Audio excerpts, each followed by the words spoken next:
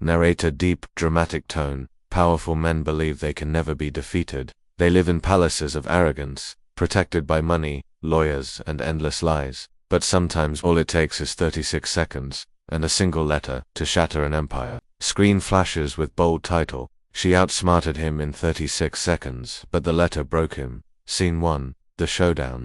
It was a heated committee hearing. Cameras everywhere. Reporters lived waiting every second. At the center of it all, a man who built his career on intimidation. He smirked, leaning back in his chair, convinced no one could corner him.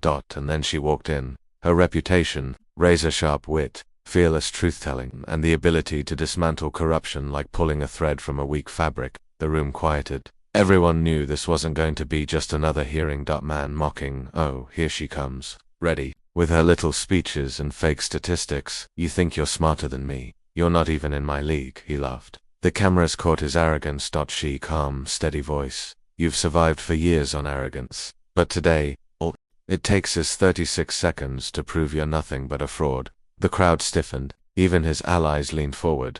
Scene 2. The 36 seconds that changed everything. The clock ticked. She asked him one question, just one.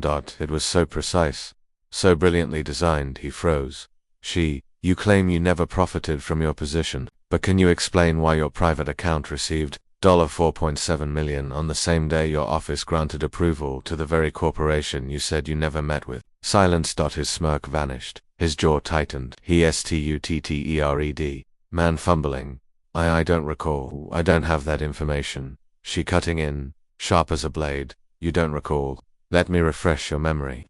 She held up a document. The room gasped. Reporters started typing furiously. 36 seconds. That's all it took. His empire of lies cracked wide open. Scene 3. The letter. But the real blow hadn't even landed yet. After the hearing, while cameras chased the chaos, she walked quietly to the clerk's desk. She left behind a sealed letter. Not just any letter.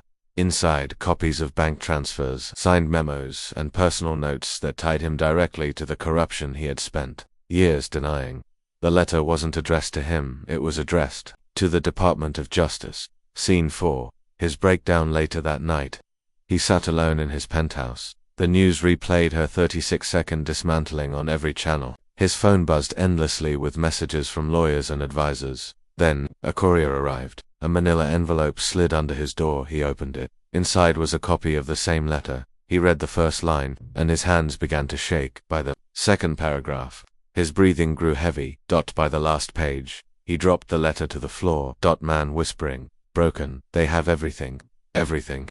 The man who once roared in stadiums with thousands chanting his name, now sat in silence, destroyed not by an army, not by a scandal spin, but by her precision, and a single letter. Scene 5. The aftermath. Within days, the story dominated the headlines. Stock markets wavered. His allies distanced themselves. Lawyers resigned. Donors vanished. And she didn't gloat. She didn't celebrate in an interview. She said only this. She firm, unwavering. It was never about me outsmarting him. It was about giving the people the truth they deserved. He broke himself. The letter only revealed what he had been hiding. Closing narration. Narrator slow, dramatic. 36 seconds to corner him. One letter to end him. That's all it took. History will not remember his excuses, his shouting, his power. History will remember the silence. The silence of a man broken by truth. Screen fades to black with the title glowing. She outsmarted him in 36 seconds, but the letter broke him.